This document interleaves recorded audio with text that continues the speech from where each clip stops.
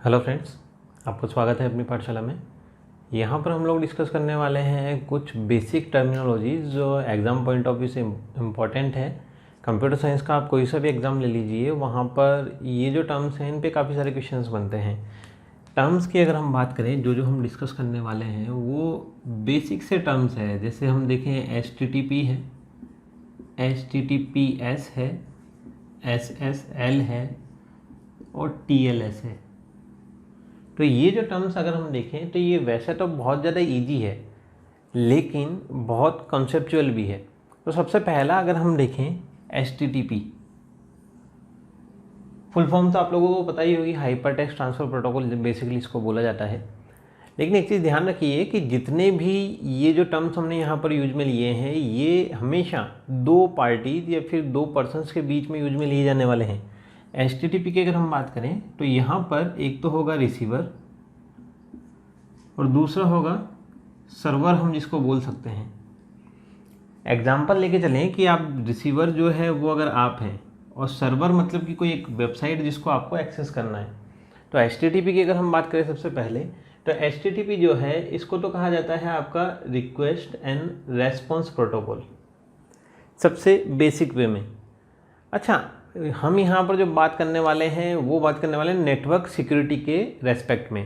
तो एक चीज़ ध्यान रखिए कि HTTP की अगर हम बात करें तो यहाँ का जो डेटा ट्रांसमिशन होना है या फिर जो कम्युनिकेशन होना है या जो डेटा शेयरिंग यहाँ पर होनी है, ये पूरा का पूरा जो डेटा है ये ओपन रहता है।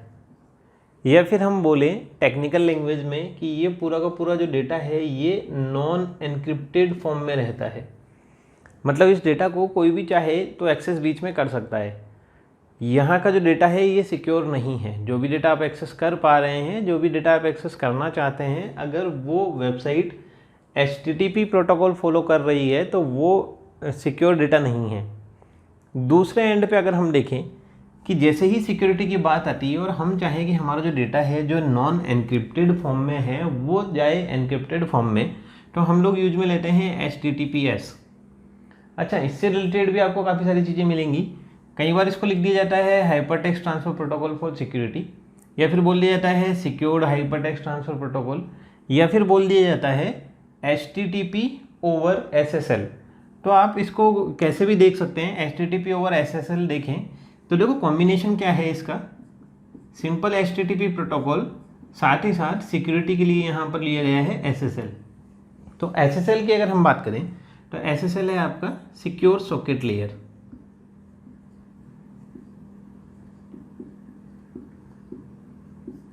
Secure socket layer. साथ ही साथ नेक्स्ट अगर हम देखें जो यहाँ पर टर्म लिखा हुआ है ये है TLS। तो इसको कहा जाता है ट्रांसपोर्ट लेयर सिक्योरिटी। नाम से ही आप समझ पा रहे होंगे, ट्रांसपोर्ट लेयर सिक्योरिटी मतलब कि ये कौन सी लेयर पे काम करेगा। देखो यहाँ से भी क्वेश्चन आपको बन जाता है कि ये कौन सी लेयर पे काम करेगा, आपका ट्रांसपोर्ट लेयर पे। सिंपल HTTP की अगर हम बात करें तो ये ब्राउजर्स पे रहता है और बेसिकली कौन सी लेयर पे काम करता है, एप्लीकेशन लेयर पे। अच्छा, लेयर की अगर हम बात करें तो लेयर कौन सी वाली यहाँ पर प्रीफर की जाती है, जो आपका OSI मॉडल होता है। 7 लेयर्स जो इसके अंदर बेसिकली होती है, उन लेयर्स की बात यहाँ पे की जाती है। अब यहाँ पे हम लोग डिस्कस करते हैं SSL के बारे में। SSL की देखो अगर हम बात करें तो SSL जो होता है ये होता है आपका सिक्योर्ड, या फिर हम यूँ बोलें कि जो आपका डेटा ट्रांसमिशन वाला पाथ है या फिर सर्वर और यूज़र के बीच में जो भी पाथ है वो पूरा का पूरा एनक्रिप्टेड रहेगा। और एनक्रिप्टेड जो रहेगा वो किस तरीके से रहेगा कि वहाँ पर कुछ एनक्रिप्शन की एल्गोरिथम्स यूज में ली जाएंगी। जो भी डेटा होगा उसको एनक्रिप्ट करके सेंड किया जाएगा, जो डेटा रिसीव किया जाएगा वो भी एनक्रिप्टेड फॉर्म में ही रहेगा। लेकिन ये जो सारा टास्क होता है इसको कंप्लीट कौन करता है, या फिर SSL सर्टिफिकेट जो है वो कैसे मिलता है, SSL प्रोटोकॉल जो है वो काम कैसे करता है। तो एक चीज़ जो पहले नंबर पर आती है वो ये कि कोई सी भी वेबसाइट जो SSL सर्टिफाइड है उनको पहले अपना एक खुद का SSL सर्टिफिकेट लेना होता है।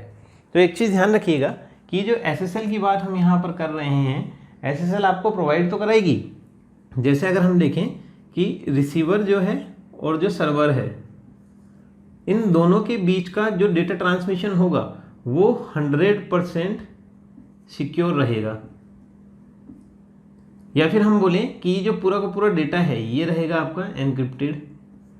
या फिर हम बोलें कि यहाँ पे जो डेटा ट्रांसमिशन होना है वो होगा आपका एंड टू एंड सिक्योर। यहाँ तक की बात समझने के लिए हमको थोड़ा सा बैक में जाना पड़ेगा, जब सबसे पहले एसएसएल को बनाया गया था। अच्छा देखो, एक क्वेश्चन यहाँ से भी बन जाता है कि एसएसएल जो है वो किसने बनाया, तो एसएसएल स्टार्टिंग में बनाया था नेटस्केप ने, लेकिन जो इसका पहला वर्जन बनाया गया उसको रिलीज नहीं किया गया। क्यों रिलीज नहीं किया गया? क्योंकि उसके अंदर काफ़ी सारी वल्नरेबिलिटीज थी, सिक्योरिटी के काफ़ी सारे फ्लॉज थे उसके अंदर, तो उसको रिलीज नहीं किया गया। जब सेकंड वर्जन इसका बनाया गया तो उसको रिलीज किया गया, लेकिन उसके अंदर भी काफ़ी सारी प्रॉब्लम्स थी। उसके बाद इसका थर्ड वर्जन आया SSL 3.0, ये वर्जन आया, लेकिन इसके अंदर भी काफ़ी सारी प्रॉब्लम्स थी। तो ये जो प्रॉब्लम्स थी या फिर जो सिक्योरिटी फ्लॉज थे या फिर जो वल्नरेबिलिटीज थी, उन सबको हटाने के लिए एक नया वर्जन इसका बनाया गया और उसका नाम क्या रखा गया? TLS, ट्रांसपोर्ट लेयर सिक्योरिटी, और इसको नाम क्या दिया गया? 1.0। अच्छा, ये जो है ये लेट 90s में रिलीज किया गया था, लेकिन अगर हम देखें तो ये दोनों के दोनों जो थे ये करीब करीब आइडेंटिकल थे एक दूसरे के, मतलब प्रॉब्लम्स तो आपकी जो है TLS में भी थी। अब किया क्या गया कि जो TLS था, इस TLS को रिलीज़ किया गया, फिर उसके बाद में TLS आया 1.1, फिर आया 1.2, और अभी करंटली हम लोग जो यूज में ले रहे हैं ये है 1.3, जो रिलीज़ किया गया है 2018 में। अब इसको समझने के लिए स्टेप बाय स्टेप हम लोग चलते हैं। सबसे पहले हमको समझना होगा कि जो SSL है इसको यूज में कैसे लें।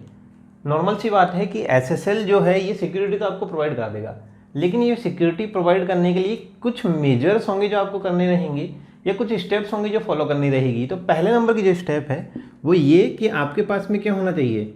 SSL सर्टिफिकेट होना चाहिए। और ये SSL सर्टिफिकेट जो है इसको इश्यू करने का काम कौन करता है? इसको इश्यू करता है आपका CA, जिसको बोला जाता है सर्टिफिकेट अथॉरिटी। तो ये चीज़ तो ध्यान रखिएगा, यहाँ से क्वेश्चन बनता है। अब इसकी स्टेप्स हम देखते हैं कि जो SSL का सर्टिफिकेट है उसको बनाया किस तरीके से जाता है। तो सबसे पहले क्या करना होता है कि जिसको चाहिए, मान लीजिए कि मैं खुद हूँ, मुझे एक SSL सर्टिफिकेट चाहिए, तो स्टेप बाय स्टेप मुझे चलना रहेगा। पहली जो स्टेप रहेगी वो पहली स्टेप क्या रहेगी कि सबसे पहले मुझे एक सर्टिफिकेट साइनिंग रिक्वेस्ट क्रिएट करनी रहेगी। कहाँ पर? जो मेरी वेबसाइट है उसके लिए, या फिर हम बोल सकते हैं नॉर्मल वे में सर्वर के लिए। तो एक चीज़ ध्यान रखिएगा, सबसे पहले सर्टिफिकेट साइनिंग रिक्वेस्ट बनाई जाती है। जैसे ही सर्टिफिकेट साइनिंग रिक्वेस्ट एक क्रिएट की जाती है तो दो कीज़ आपकी बन जाती है। एक होती है आपकी पब्लिक की, एक होती है आपकी प्राइवेट की। ये दो कीज आपकी बन जाती है। पहली प्राइवेट की रहेगी, प्राइवेट या पब्लिक कोई सी बोल सकते हैं आप। दो कीज आपकी बन जाती है। अच्छा, जब ये दो की बनी तो देखो अब करना क्या रहेगा कि ये जो मैंने CSR फाइल या CSR डेटा फाइल भी इसको कई बार देखेंगे आप लिखा होगा, तो ये जो CSR डेटा फाइल बनाई मैंने, इसका मैं करूँगा क्या कि अपनी पब्लिक की के साथ में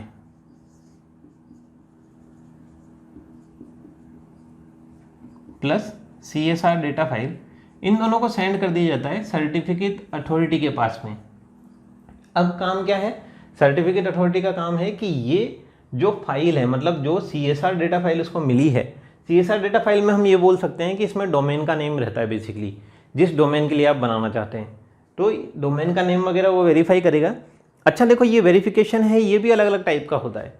हो सकता है ये ऑर्गेनाइजेशन लेवल पे हो सकता है एक्सटेंडेड लेवल पे हो सकता है पर्टिकुलर एक सिंगल डोमेन लेवल पर हो, तो ये अलग अलग टाइप का होता है। तो अब सर्टिफिकेट अथॉरिटी करेगा क्या कि ये जो पब्लिक की और CSR डेटा फाइल इसको रिसीव हुआ, इस फाइल को पहले तो इसको वेरीफाई करेगा। वेरीफाई करने के बाद में अपने खुद के, नॉर्मल सी बात है कि ये जो सर्टिफिकेट अथॉरिटीज़ है ये ट्रस्टेड पार्टीज़ की कैटेगरी में आते हैं। तो ये करेंगे क्या कि अपनी खुद की जो इसकी प्राइवेट की होगी, उस प्राइवेट की से एक यहाँ पर ये क्या करेगा, SSL सर्टिफिकेट इशू करेगा।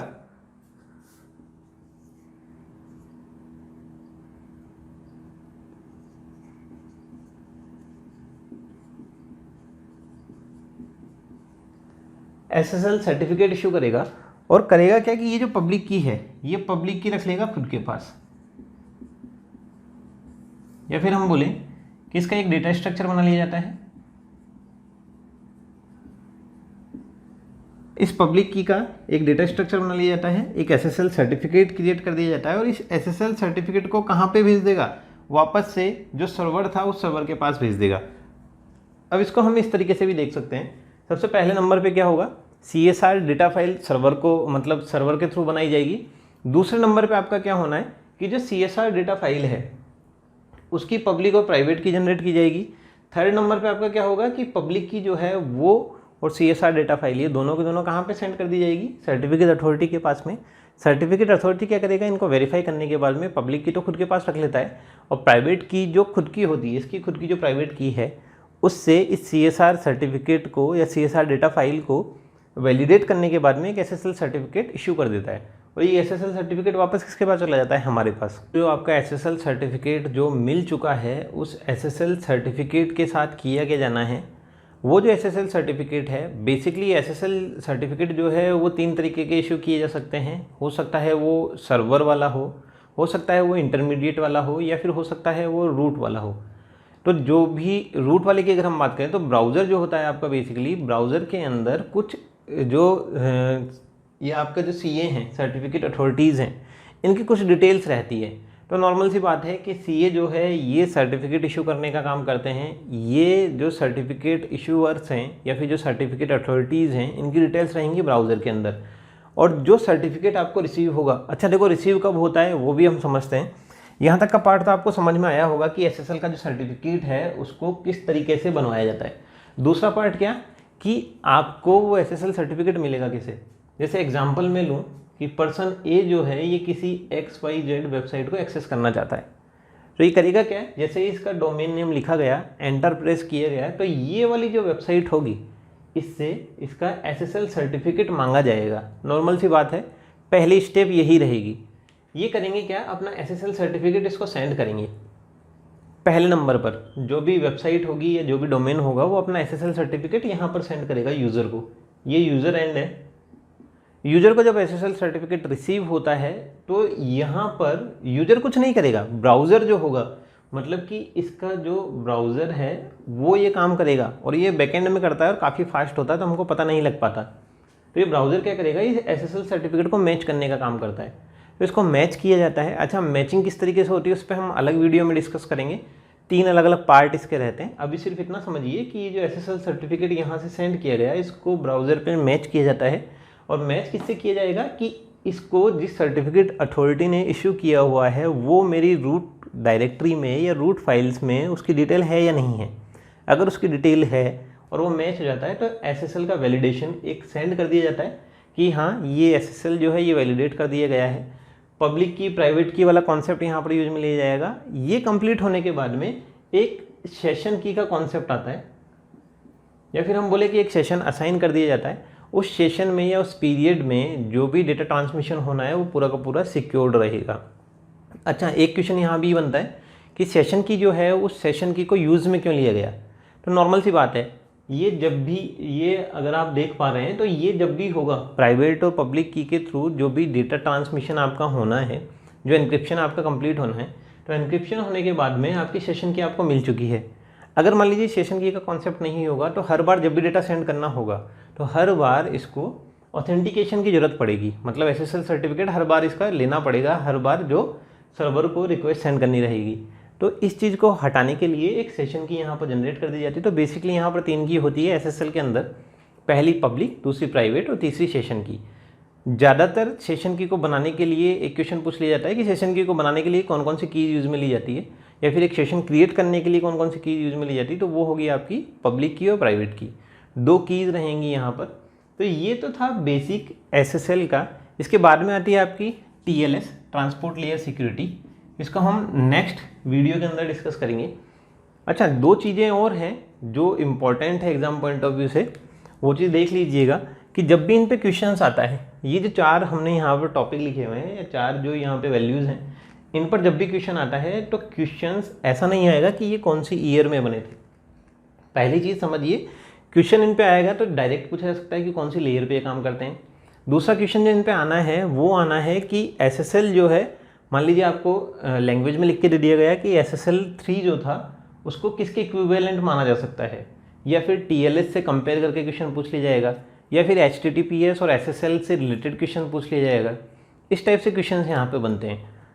टॉपिक की अगर हम बात करें तो ये कौन कौन से एग्ज़ाम के लिए इंपॉर्टेंट है, तो अगर आप नेट की एग्ज़ाम दे रहे हैं तो ये इंपॉर्टेंट है, IT ऑफिसर की अगर आप एग्ज़ाम दे रहे हैं तो ये इंपॉर्टेंट है, NIE LIT की अगर आप एग्ज़ाम दे रहे हैं तो ये टॉपिक वहाँ पर भी आपके लिए यूज़फुल रहेगा। तो इन एग्ज़ाम्स की अगर आप प्रिपरेशन कर रहे हैं तो इस वीडियो को अच्छे से समझिएगा। कोई क्वेरी अगर आपकी रह जाती है तो कमेंट करके पूछ लीजिएगा। नेक्स्ट वाले पार्ट के अंदर हम लोग डिस्कस करेंगे TLS, और नेक्स्ट जो हमारा बचा यहाँ वाला जो पूरा पार्ट, इसको हम लोग डिस्कस करेंगे नेक्स्ट वीडियो के अंदर। चैनल अगर अभी तक सब्सक्राइब नहीं किया है तो चैनल सब्सक्राइब जरूर से कर लीजिएगा। कोई भी क्वेरी है आपकी तो पूछ लीजिएगा। Thank you.